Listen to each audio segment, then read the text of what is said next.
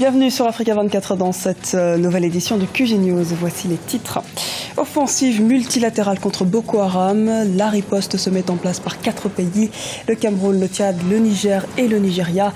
Cette action conjointe se fera sous le commandement de la force mixte des pays riverains du lac Tchad, dirigée par le général nigérian Lamidi Adeosun.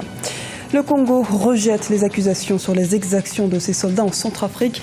Le gouvernement congolais a rejeté en bloc jeudi à Brazzaville ces accusations mises en exergue dans un rapport de l'organisation non gouvernementale Human Rights Watch. Kinshasa rend hommage au roi de la boxe depuis l'annonce du décès de Mohamed Ali le 3 juin. La capitale de la République démocratique du Congo se rappelle du combat historique entre Mohamed Ali et son compatriote américain George Foreman. La joute s'est déroulée dans l'actuel stade Tata Raphaël dans le nord de Kinshasa. Riposte africaine après l'attaque meurtrière de Boko Haram sur la ville de Bosso au Niger. Le Niger et le Tchad vont lancer en coordination avec le Nigeria et le Cameroun une contre-offensive dans les plus brefs délais. Les détails sur cette opération avec Paul de Singui. C'est une contre-offensive sans précédent qui se prépare contre la secte islamiste Boko Haram. Menée par 4 pays, le Cameroun, le Tchad, le Niger et le Nigeria, cette opération militaire d'envergure vise à resserrer les taux sur la secte islamiste. Pour l'heure, l'on ne sait ni le jour ni l'heure de cette action militaire. Seule certitude, elle aura lieu dans les plus brefs délais. Nous préparons dans les plus brefs délais avec le Tchad une opération d'intervention au nord du Nigeria. Ça se prépare et ça s'accélère. Le Nigeria lancera un mouvement à partir du sud de son territoire et le Cameroun avancera de son côté. Ce n'est pas la première fois qu'une coalition militaire est menée contre Boko Haram. En 2015, la secte islamiste avait déjà essuyé les foudres des armées tchadiennes et nigériennes. Mais après le départ des forces alliées, Boko Haram avait aussitôt réoccupé les territoires conquis. Pour cette nouvelle offensive militaire, les autorités tchadiennes ont annoncé la mise en route vers le Niger de 2000 soldats. Mais pour certains spécialistes, il faut rester prudent. Je suis très perplexe de voir les États africains annoncer leur plan d'action par rapport à un groupe dont on sait qu'il dispose d'informations lui permettant à chaque fois de déjouer les attaques des différents États. Je pense qu'il serait plus rassurant que les États agissent et ramènent des résultats et ensuite viennent nous exposer ces résultats. Je crois qu'on est encore, hélas, dans des déclarations d'intention et que c'est aux résultats qu'il faudra juger nos armées qui ont l'air bien souvent de se battre contre des objectifs ou contre des intérêts qui sont extrêmement puissants. Donc là encore, je crois qu'il faut un soutien total à l'action coordonnée de ces États-là. Et qu'en même temps, il faut rester extrêmement vigilant et prudent quant aux résultats des opérations. Depuis plusieurs années, le groupe islamiste Boko Haram mène des actions au Nigeria, au Cameroun, au Tchad et au Niger. Dernière en date, l'attaque du 3 juin 2016 sur la ville de Bosso au sud-est du Niger. Une incursion qui a causé le déplacement de 50 000 personnes. Réaction du gouvernement congolais face aux accusations de Human Rights Watch ce jeudi. Le gouvernement du Congo-Brazzaville réfute les accusations de crimes dont sont accusés plusieurs de ses soldats en mission en République centrafricaine. Ces derniers sont accusés d'assassinats présumés commis lorsqu'ils étaient intégrés à la mission de maintien de la paix de l'Union africaine et dans la mission de maintien de la paix des Nations unies. Un reportage de Deva Panzou, notre correspondant au Congo-Brazzaville. Commentaire Anne-Marie Diaz-Borges. Le gouvernement congolais a réagi 48 heures après la publication d'un rapport de l'organisation non gouvernementale de défense des droits humains Human Rights Watch, accusant des soldats congolais de la mission des Nations Unies en Centrafrique d'avoir tué au moins 18 personnes, y compris des femmes et des enfants, dans la période allant de décembre 2013 à juin 2015. Au cours d'une conférence de presse conjointe tenue le 9 juin 2016 à Brazzaville, le porte-parole du gouvernement Thierry Mongala et le ministre de la Justice Pierre Mabiala ont tenu à rappeler les faits qui se seraient déroulés dans 3 localités centrafricaines, à savoir Bouali, Mambéré et Bossangwa. Le gouvernement condamne avec la plus grande fermeté toute atteinte ou violation des droits de l'homme qui serait causée par certains agents de la force publique. Les autorités mettront tout en œuvre pour que les présumés auteurs soient jugés, ce qui ne saurait tarder, puisqu'une session spéciale de la Cour criminelle de Brazzaville sera prochainement convoqué à cet effet. Les deux ministres du gouvernement ont accordé peu de crédit à ce rapport qui, selon eux, n'est pas contradictoire mais biaisé et à charge. Ils ont également rappelé qu'une enquête est ouverte depuis plusieurs mois et que certains soldats inculpés dans cette affaire ont été rapatriés et suspendus en attendant l'évolution de l'enquête. Une institution des droits de l'homme n'a pas de frontières.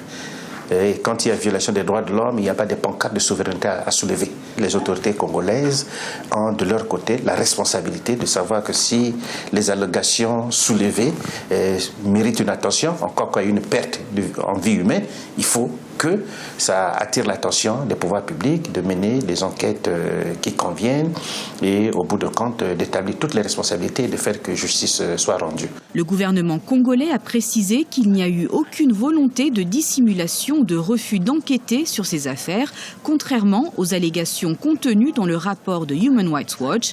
Par ailleurs, une session spéciale de la Cour criminelle de Brazzaville devrait bientôt être convoquée dans ce sens afin que tous les mis en cause soient jugés.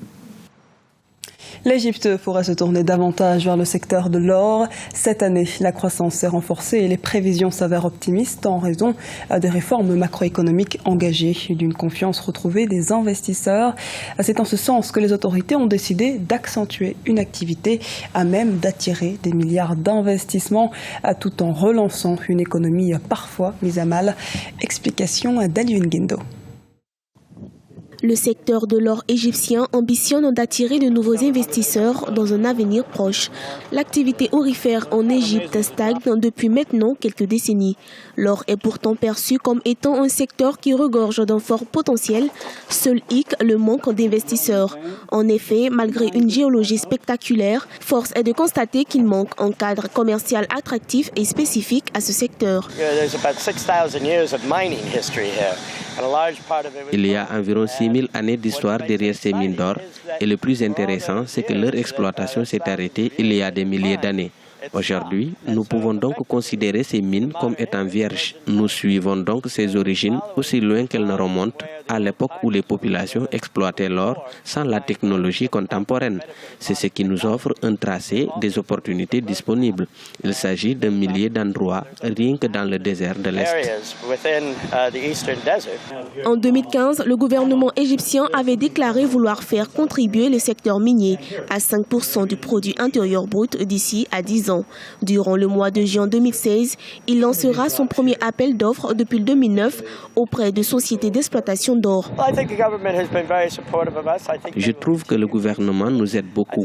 Je pense qu'ils vont continuer à le faire, mais qu'il a besoin d'un secteur plus proactif et plus promouvant parce que je trouve qu'il y a un énorme potentiel. Ils comprennent qu'ils ont besoin de créer un climat d'affaires plus attractif pour que les entreprises viennent travailler. Je pense que nous verrons très vite des changements et les taxes sur l'exploitation pourront se réduire au fil du temps pour se placer au même niveau que les industries pétrolières et gazières.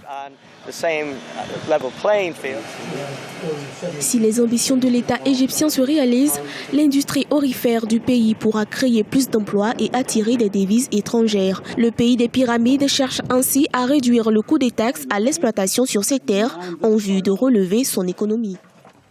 Un sujet commenté par Idalet Mirabel Bissou. Dans l'actualité également, le Ghana prévoit de lancer un emprunt obligataire syndiqué d'un montant de 2 milliards de dollars d'ici fin 2016. Le recours de l'émission d'un emprunt obligataire syndiqué permet notamment d'obtenir un meilleur prix et d'assurer la liquidité grâce à la participation des banques. Le pays tente, rappelons-le, de relancer son économie. Le déficit budgétaire du deuxième producteur de cacao au monde est passé à 6,75% de son produit intérieur brut contre 5,5% en 2015. Enfin, le montant global du fonds des revenus pétroliers est passé de 100 millions de dollars à 105 millions de dollars. À Kinshasa, les amoureux de boxe rendent hommage à Mohamed Ali, le boxeur légendaire décédé le 3 juin, fera marquer l'histoire sportive au sein du fameux stade Tata Raphaël en 1974.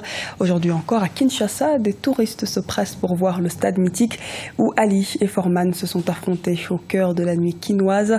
Dans la capitale de la République démocratique du Congo, on évoque son héroïsme et on garde en tête l'image d'un maître du ring. Les précisions d'Idalet Mirabel Bissou. 4 décennies après avoir accueilli l'un des combats de boxe les plus emblématiques de l'histoire, le stade Tata Raphaël forme toujours des talents au cœur de Kinshasa, capitale de la République démocratique du Congo. Il occupe une place importante dans l'histoire du pays. Ce stade a été le lieu du célèbre combat de boxe où la légende Mohamed Ali a affronté le champion du monde de poids lourd, George Foreman. À 68 ans, Florent Lungasilou était parmi les milliers de fans venus assister au combat en 1974. Ce combat où Mohamed Ali avait assommé Foreman devant plus de 60 000 fans est resté gravé dans sa mémoire. C'est vrai que j'étais admirateur de Foreman, mais je reconnais c'est aussi la classe de Mohamed Ali. Mohamed Ali fut un grand boxeur. Il l'a prouvé. Mais jusqu'à sa mort là, jusqu'au moment où il s'est retiré, il est resté grand boxeur. Pour son passage ici à Kinshasa, son décès nous a énormément touchés. Nous aurions aimé que Mohamed Ali ait plus de jours et qu'il revienne encore pour une deuxième fois en RDC. Mais sa mort nous fait mal. Nous avons pensé ériger un monument qui pourra montrer qu'il est passé aussi dans notre pays. Parce qu'il y a nos enfants qui ne l'ont jamais vu physiquement. Mohamed Ali est décédé le 3 juin 2016 à l'âge de 74 ans après avoir souffert pendant plus de 3 décennies du syndrome de Parkinson. Le combat de Mohamed Ali au stade Tata Raphaël a attiré des journalistes et des célébrités du monde en République démocratique du Congo. Son passage en RDC a permis l'éclosion de nouveaux talents. Si je pratique la boxe aujourd'hui, c'est parce que j'ai beaucoup regardé les combats de Mohamed Ali. Je regardais plus son style et cela m'a donné l'envie de pratiquer aussi cette activité. Beaucoup sont surpris, mais pour moi, Mohamed Ali était le meilleur boxeur du monde et personne ne peut lui ressembler. Aujourd'hui, l'héritage et l'impact du célèbre boxeur Mohamed Ali en RDC ont donné naissance au club de boxe, le Mohamed Ali Keep Your Head High. Situé à l'extérieur du stade Tata Raphaël, le club attire les boxeurs en herbe de tous âges. Avec une réputation de boxeur redoutable, Mohamed Ali a lutté contre le racisme, la guerre et l'intolérance religieuse. Les funérailles de cette légende mondiale de boxe ont commencé ce 10 juin 2016 à Louisville, sa ville natale aux États-Unis. C'était le journal de la rédaction. Merci de nous avoir suivis. Retrouvez dans un instant une nouvelle édition de l'actualité sur Africa 24.